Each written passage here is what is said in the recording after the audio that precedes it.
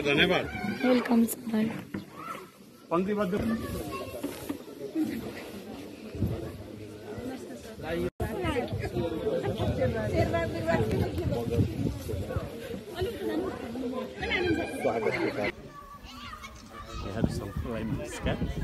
यो मनोकामनाको यो परिसरमा यति बेला बालकुमारी कन्या माध्यमिक विद्यालय नारायणगढ परिवारको शिक्षक तथा कर्मचारी को यो 2 दिने शैक्षिक भ्रमणको अवसरमा मगर होमस्टेमा यहाँ रहेका छौँ। यो उहाँहरूले यहाँ के अरे स्वागत गरिरहेको अवस्था तपाईँ देख्न सक्नुहुन्छ।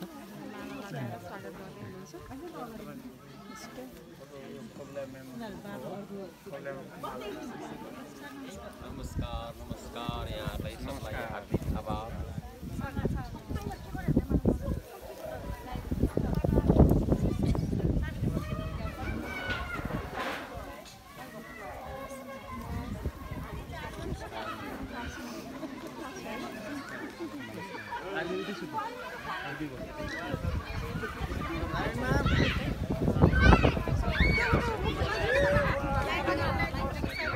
स्वागतमा अहिले यति बेला म्याडमहरू देखिरहनु भएको छ।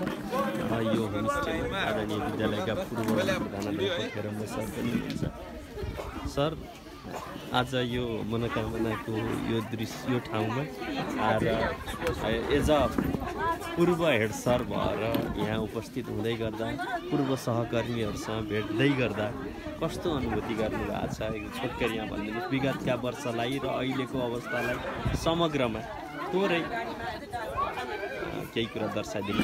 धन्यवाद। 2 दिवसीय कार्यक्रमको लागि जुन यो ठाउँ रोज्नुभयो, अघि थोरै हिँड्नु पर्दाखेरि चाहिँ अलिकति दुःख लागेको थियो। यहाँ आएर चाहिँ बसिसक्दाखेरि यहाँको स्वागत सत्कार र यहाँका कुराकानी सुन्दाखेरि चाहिँ एकदम सही ठाउँ चयन गर्नुभएको रहेछ। अत्यन्तै खुसी लाग्यो र यो परम्पराले आपसमा हामी विद्यालयमा अनेक पदमा रहेर फरक फरक कार्य सम्पादन गर्दै पनि एउटै परिवार हौँ, हामी एउटै हौँ भन्ने भावना अझै जागरुक होस् भन्ने शुभकामना दिन चाहन्छु। धन्यवाद। यो विद्यालयले चाहिँ यस 1 वर्षभित्र पूर्व सहकर्मीहरूलाई पनि बोलाउने परम्परा विद्यालयको पहिल्यैदेखि सुरुवात हो अथवा होइन? यो पहिलादेखि नै हो। पहिलादेखि बुधको कति सालदेखि याद छ त्यस्तो? ठ्याक्कै तिथिमिति त याद भएन। यो धेरै अगाडिदेखि नै त्यही वर्ष चाहिँ सेवानिवृत्त भएका अथवा सरुवा भएर जानुभएका साथीहरूलाई चाहिँ बोलाउने चलन चाहिँ हाम्रो पहिलेदेखि यो पहिल्यैदेखि पुरानो चलनलाई अहिले पनि निरन्तरता गर्नुभएको छ। यो दृश्य तपाईँ देख्न सक्नुहुन्छ। सबैलाई स्वागतको कार्यक्रम छ। म यहाँ सरहरूको पनि केही कुराहरू दिन चाहन्छु। विद्यालयका प्रधानाध्यापक आदरणीय विष्णु सर हुनुहुन्छ। विष्णु सर, आज यो मनोकामनाको यो दृश्यमा यति बेला यो होमस्टेमा स्वागत गरेर यहाँहरू चाहिँ अब बस्ने तर्खरमा हुनुहुन्छ।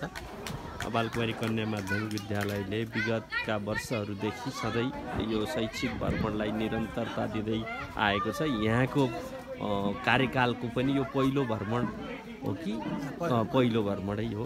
यो समग्र सम्पूर्ण व्यवस्थापनको बारेमा छोटकरीमा जानकारी गराइदिनुहोस्। यो हामीले चाहिँ वार्षिक रूपमा शैक्षिक अवलोकन भ्रमण गर्दै आएका थियौँ।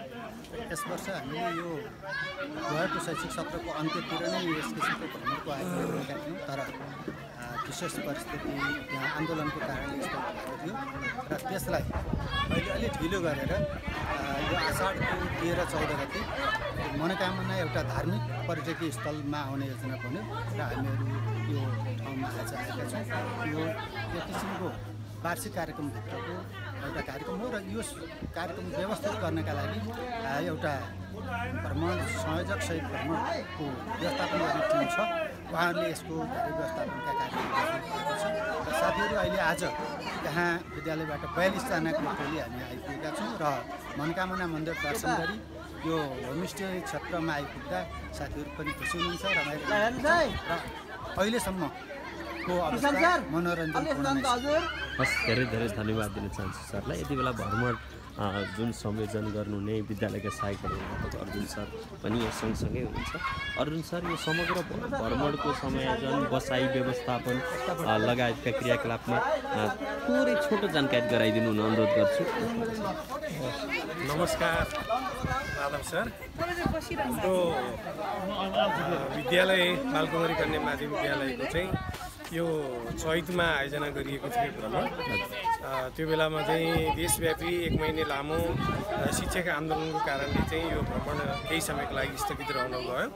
तर अहिले अब शैक्षिक सत्र सुरु भयो, पठन पाठन पनि भयो 2 महिना जति। अब परीक्षाको सम्मुखमा हामी छौँ र यो बेलामा चाहिँ साथीहरूलाई चाहिँ एकपल्ट यो भ्रमणमा लैजाउँ। अब 4 दिने भ्रमणलाई 2 दिनेमा अब सीमित गरेर भए पनि साथीहरूलाई चाहिँ अलिकति मनोरञ्जन गरी भनेर संयोजनको एउटा सिलसिला भयो। र मैले थाहा पाएअनुसार चाहिँ विद्यालयको तर्फबाट अहिलेसम्म सबभन्दा धेरै सङ्ख्याका साथीहरूको चाहिँ एउटा भ्रमणमा चाहिँ सहभागिता रहेको चाहिँ मैले महसुस गरेको छु। र एउटा अत्यन्त सुन्दर हो। सबैले एउटा परम्परा सधैँ गर्ने गरेको छ, यसपालि पनि गरेको छ। 1 वर्षभित्र पूर्व सहकर्मीहरूलाई पनि निरन्तरता दिनु। यो बालकुमारी कन्याले कहिलेबाट सुरुवात गरेको ठ्याक्कै तिथिमिति छ? एक्ज्याक्टली सर, त्यो बारेमा त मैले अझै मभन्दा अगुवा साथीहरूबाट बुझ्नै पर्छ। जे परम्परा आयो र तपाईँहरूलाई हामीले यद्यपि तपाईँहरू पनि विद्यालय अर्को विद्यालयमा अब सौरो भएर जानुभएको छ। हाम्रो हेरम्ब सर अब त्यो विद्यालयबाट रिटायर भएर जानुभएको छ। तैपनि 1 वर्षभित्र आयोजना गरिएका शैक्षिक भ्रमणहरूमा साथीहरूलाई पनि कम्तीमा उहाँहरूको चाहिँ अपनत्व हुन सकोस् भन्ने उद्देश्यले चाहिँ यो भ्रमण आयोजना गरिएको छ। तपाईँहरूको सहभागिता भयो, खुसी लागेको छ र जहाँसो लाग्छ साथीहरू आउनु भएको छ र आजको बसाइ चाहिँ सुखद हुनेछ भन्ने मैले अपेक्षा। हस्, धेरै धेरै धन्यवाद दिन चाहन्छु। विद्यालयका सहायक प्राध्यापक आदरणीय अर्जुन सर हुनुहुन्थ्यो। यो म बालकुमारी कन्या माध्यमिकको एउटा पूर्व शिक्षकको नाताले यहाँहरूसँग रहेको छु। उहाँहरू स्वागत गरेर अब बसाइको तर्खरमा रहनु भएको छ। निकै सुन्दर छ। यसो सरसर्दी हेर्दा यो तिहारको माहौल जस्तो देखिएको छ। सबै मालामा सजी सजावट हुनुहुन्छ। आदरणीय सरहरू, सर म्यामहरू, विद्यालयका कर्मचारी लगायतका सम्पूर्ण मित्रहरू, यो दृश्य निकै आकर्षक दृश्य रहेको छ। म फेरि पनि पछि जोडिनेछु। अहिले पनि बिदा हुन्छु। हस्त, धन्यवाद, नमस्कार।